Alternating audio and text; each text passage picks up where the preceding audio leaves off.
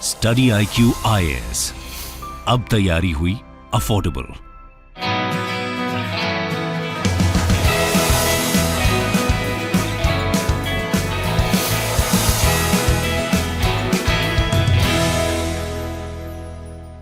नमस्कार दोस्तों, जैसा कि आप हालात देख रहे होंगे, भारत के साथ शायद ही कोई ऐसा पड़ोसी देश हो जहां पर आर्थिक संकट देखने को ना मिले।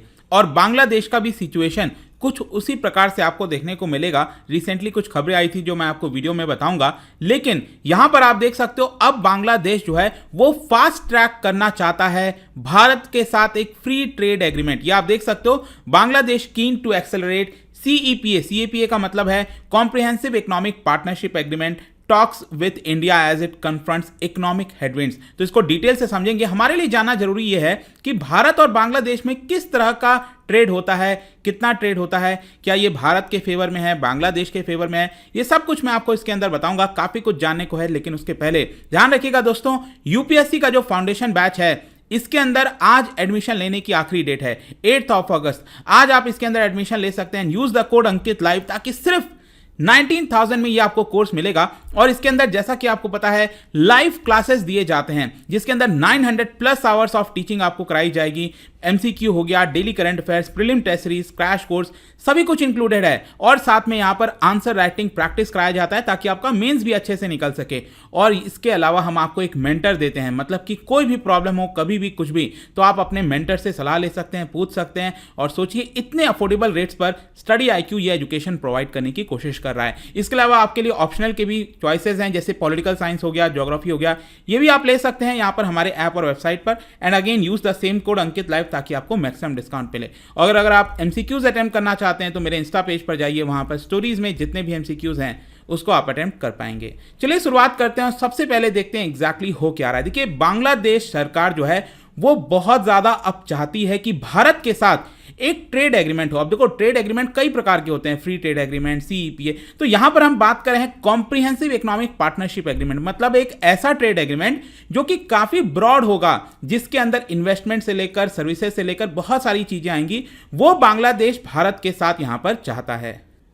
और भारत के अलावा भी अगर आप देखोगे तो और भी देशों के साथ बांग्लादेश जो है वो ट्रेड एग्रीमेंट करना चाहता है, जिसका कारण मैं आपको आगे चलकर बताता हूं। लेकिन यहां पर आप देख सकते हो, बताया ये भी जा रहा है कि इंडोनेशिया हो गया, श्रीलंका हो गया, उनके साथ भी 1 साल के अंदर अंदर यहां पर ट्रेड एग्रीमेंट बांग्लादेश करना चाहता है। लेकिन जो ये पूरा पॉलिटिकल एक्सपीडियंसी आपको देखने को मिल रही है, मतलब बांग्लादेश के अंदर जो पॉलिटिक्स है, जो सरकार है, वो बेसिकली काफी ज्यादा उत्साहित है कि हम ट्रेड एग्रीमेंट करें। लेकिन प्रॉब्लम क्या है कि आज के डेट में जो आसपास के जितने भी पड़ोसी देश अगर आप देखो, उनके ऊपर काफी ज्यादा फाइनेंशियल प्रेशर है। चाहे श्रीलंका हो गया, रशिया यूक्रेन का वॉर हो गया, उन सब की वजह से काफी बैडली अफेक्ट हुआ है पूरे रीजन में। और आपको पता है कि रिसेंटली यहां पर खबर यह भी आई थी कि बांग्लादेश जो है वो एशियन डेवलपमेंट बैंक और वर्ल्ड बैंक दोनों से गुहार कर रहा था कि $1 बिलियन ईच उनको यहां पर दे दिया जाए, ताकि जो कोविड का इंपैक्ट हुआ है, जो भी कुछ हुआ है, उसको वो झेल सके।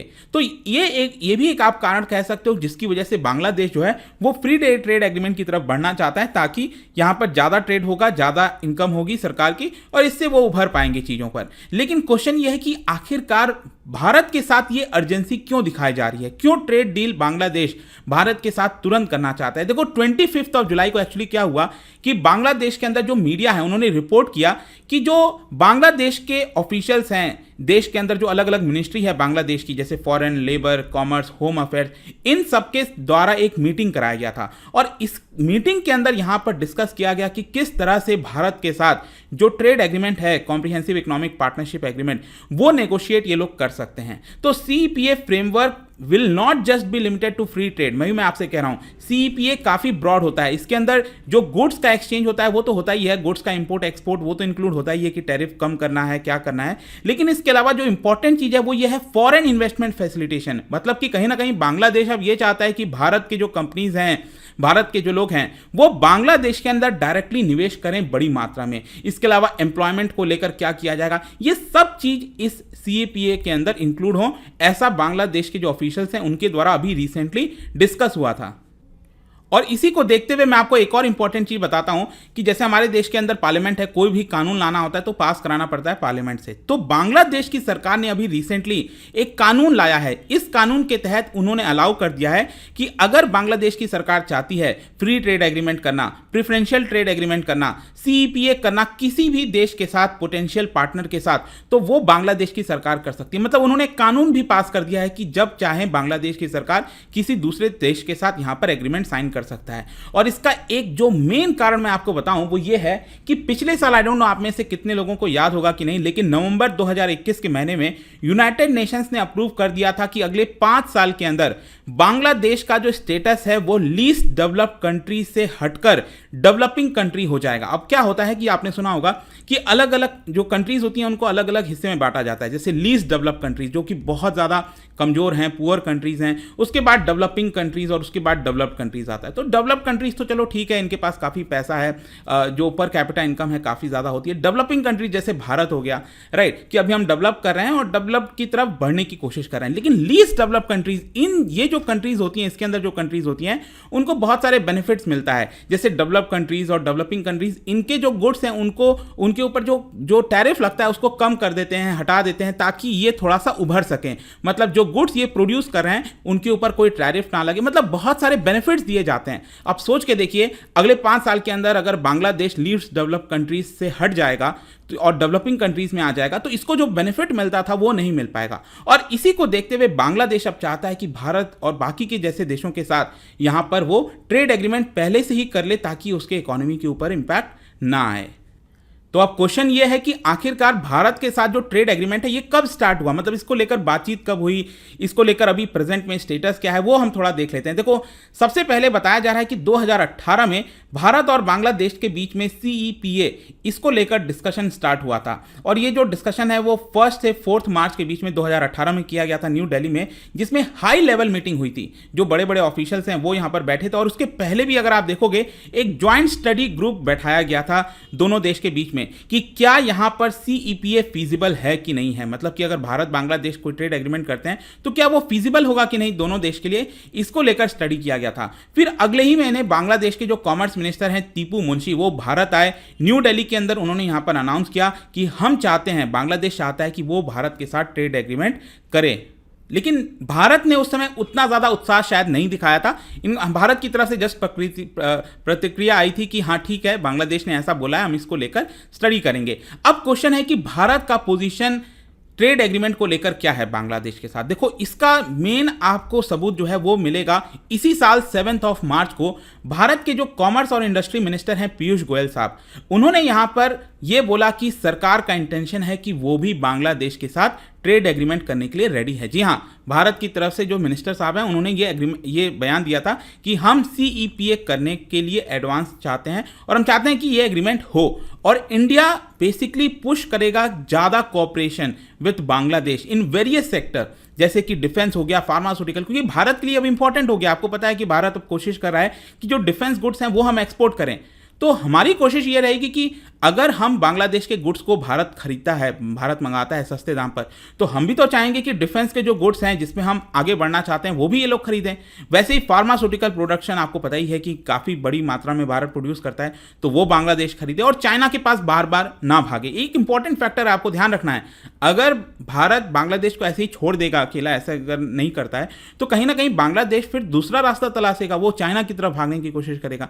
तो ये एक बहुत बड़ा फैक्टर हो जाता है भारत के लिए। एंड साथ ही साथ यहाँ पर पीयूष गोयल साहब ने यह भी कहा था कि हम बेसिकली कोशिश करेंगे सप्लाई चेन रेजिलियंस को बढ़ाना। सप्लाई चेन बहुत इंपॉर्टेंट है आज के डेट में। कोई भी गुड्स एक अकेला देश खुद से सब कुछ मिलाकर नहीं प्रोड्यूस कर सकता। इट इज़ इंपॉर्टेंट कि हम सप्लाई चेन को मजबूत करें।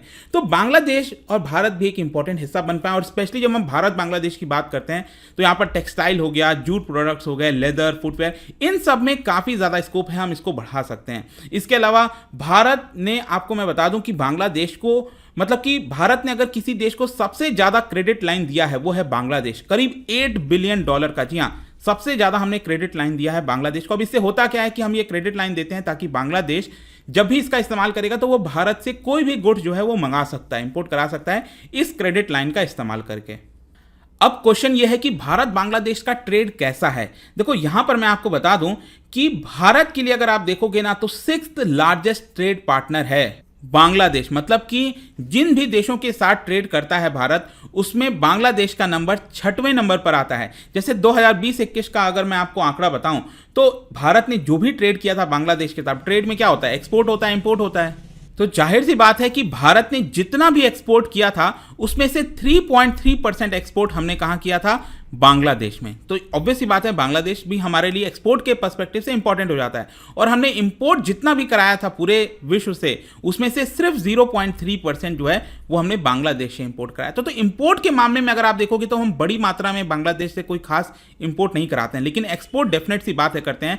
तो कितना एक्सपोर्ट करते हैं, लगभग $10 बिलियन के आसपास आप कह सकते हो। और इंपोर्ट कितना कराते हैं हम बांग्लादेश से, it is just around $1.3 billion के आसपास। तो मेजर हम एक्सपोर्ट्स की बात करें तो हम पेट्रोलियम प्रोडक्ट्स, एग्रीकल्चरल कमोडिटीज जैसे राइस हो गया, कॉटन हो गया, मशीनरी हो गया, मैकेनिकल अप्लायंसेस हो गया, ये हम एक्सपोर्ट करते हैं। और यहाँ पर बांग्लादेश अक्सर और भारत की तरफ से डिप्लोमेटिक एफर्ट्स डाला जाता है कि जो राइस का इंपोर्ट है, हम बांग्लादेश से राइस इंपोर्ट कराते हैं, उसमें रिड्यूस किया जाए। बांग्लादेश ये चाहता है कि उस पर टैरिफ कम किया जाए ताकि बांग्लादेश ज़्यादा से ज़्यादा राइस भारत को दे सके। रेल कनेक्टिविटी भी स्ट्रेंथन की जा रही है दोनों देश के बीच में ताकि ज़्यादा ट्रेड हो। लेकिन बायलैटरल ट्रेड अगर आप देखोगे इसमें अभी भी बहुत ज़्यादा स्कोप है। मतलब कि भारत बांग्लादेश बड़ी मात्रा में ट्रेड कर सकते हैं। अब कितना स्कोप है तो मैं आपको बता दूं, कई स्टडीज के द्वारा यह बताया गया है कि अगर भारत बांग्लादेश के बीच में अगर फ्री ट्रेड एग्रीमेंट हो जाता है तो जो बायलैटरल ट्रेड है वो $25 बिलियन तक जा सकता है। इनफैक्ट 2018-19 में बांग्लादेश अगर आप देखोगे तो बांग्लादेश का काफी बड़ा जंप आया था एक्सपोर्ट में। मतलब कि बांग्लादेश जो एक्सपोर्ट करता है भारत को, तो 2017-18 में जो एक्सपोर्ट करता था उसको एक साल बाद ही अगर आप देखिए तो 52% का जंप आया था। और पहली बार हम $1 बिलियन का जो गुड्स है वो बांग्लादेश ने भारत को एक्सपोर्ट किया था। और बांग्लादेश भी अब कहीं ना कहीं कोशिश कर रहा है कि वो अपने एक्सपोर्ट को डाइवर्सिफाई करे, क्योंकि बहुत ही लिमिटेड आपको देखने को मिलेगा। बांग्लादेश के पास उतना बड़ा कोई अलग अलग डाइवर्सिफाई नहीं है एक्सपोर्ट के मामले में। मुश्किल से सबसे ज़्यादा अगर आप देखोगे बांग्लादेश क्या एक्सपोर्ट करता है, वो करता है टेक्सटाइल। तो वो उसी में फंसा हुआ है। बांग्लादेश अब चाहता है कि अलग अलग प्रोडक्ट्स को डाइवर्सिफाई किया जाए। जैसे कि 2020 में बताया गया कि बांग्लादेश ने यहाँ पर 2 बड़ी जो शिप हैं, जो कार्गो शिप्स होती हैं, वो भारत को दिया था, भारत को एक्सपोर्ट किया था। कौन से, भारत के अंदर जो कंपनी है जिंदल स्टील वर्क, उनको दिया था। इसकी वजह से बांग्लादेश के अंदर जो लोकल शिप बिल्डिंग इंडस्ट्री है उसको काफी बड़ी मजबूती मिली थी। फाइनली कंक्लूजन क्या निकलता है, देखो कंक्लूजन यह है कि अभी प्रेजेंट में आप देखोगे भारत बांग्लादेश के बीच में जो कुछ एग्रीमेंट वगैरह है, इट इज बिकॉज ऑफ साफ्ता, जो सार्क नेशन के अंदर जो आता है ना agreement, south Asian free trade area. तो ये बेसिकली आप देखो तो ये एग्रीमेंट हो रखा है अभी अगर हम भारत बांग्लादेश के बीच में देखें तो। और इनफैक्ट इसके तहत हमने बांग्लादेश को बहुत ही छूट दे रखी है। जो भी बांग्लादेश गुड्स को एक्सपोर्ट करना चाहता है भारत के अंदर, तो उस पर बांग्लादेश को बहुत सारी छूट मिलती हैं, काफ़ी आसानी से वो सेंड कर सकता है। लेकिन जैसा मैंने बताया बांग्लादेश के पास उतने ऑप्शन नहीं है। तो अभी क्या होगा कि ये जो CEPA एग्रीमेंट हो जाएगा तो इससे सर्विसेज आ गया, इन्वेस्टमेंट हो गया, ये सारी चीज़ भी इसके अंदर शामिल कर लिए जाएंगे। और इसके अलावा अगर भारत भी ट्रेड करता है बांग्लादेश के साथ तो याद रखिएगा कि बांग्लादेश में भी काफ़ी बड़ी डिमांड है गुड्स की। 170 मिलियन पीपल रहते हैं उस छोटे से देश के अंदर, तो उनकी स्पेंडिंग पावर भी धीरे धीरे बढ़ रही है, उनकी इकोनॉमी भी धीरे धीरे बढ़ रही है। तो जरूरी है कि ये जो अपॉर्चुनिटी है उसको भारत अच्छे से समझे और बांग्लादेश के साथ कहीं ना कहीं चीज़ें सही तरीके से होनी चाहिए। अदरवाइज क्या होगा, अभी आप रिसेंटली देखो एक खबर आई थी कि बांग्लादेश के जो ट्रेडर्स हैं वो फोर्स हो गए थे सस्ते दाम पर चाइना को एक्सपोर्ट करने के लिए। लेदर जो होता है ना वो सस्ते दाम पर चाइना को उन्होंने दे दिया। तो यहाँ पर जब भी बांग्लादेश को लगेगा कि भारत पीछे हट रहा है, कुछ हो रहा है, तो वो चाइना की तरफ जाएगा। And again it will be problem for India from many fronts. ऐसा नहीं है, इकोनॉमी का फ्रंट तो है ही है, लेकिन साथ ही साथ जो सिक्योरिटी पर्सपेक्टिव हो गया, बहुत सारी चीज़ों को अगर हम देखें तो जरूरी है कि बांग्लादेश को यहाँ पर साथ में रखने की आवश्यकता है। तो आई होप कि ये जो वीडियो है आपको इसके माध्यम से बहुत सी चीज़ें समझ में आई होंगी। और जाने से पहले एक काफ़ी इंटरेस्टिंग क्वेश्चन, क्या आप बता सकते हो इन 4 देश में से कौन से देश के साथ भारत का फ्री ट्रेड एग्रीमेंट नहीं है? इसका राइट आंसर आपको पता ही है, मेरे इंस्टाग्राम पर तो मिलेगा ही। वहां पर अगर आप नहीं हो कोई बात नहीं, टेलीग्राम से भी ले सकते हैं इसका सही उत्तर। मैं कई सारे जो MCQs हैं वो यहाँ पर स्टोरीज में डालता रहता हूँ। बाकी अगर आपको PDF चाहिए तो टेलीग्राम पर आइए, अलग अलग सोशल मीडिया पर आप जुड़ पाओगे। और जैसा मैंने बताया UPSC की तैयारी दोस्तों आप काफ़ी आसानी से कर सकते हैं। Use this code Ankit live ताकि आप ये जो कोर्स है उसके अंदर एनरोल करा सकें एट जस्ट ₹19,000। आई होप कि वीडियो आपको पसंद आया होगा। मिलता हूँ आपसे next time. Till then thank you very much, see you soon. Study IQ IAS अब तैयारी हुई अफोर्डेबल।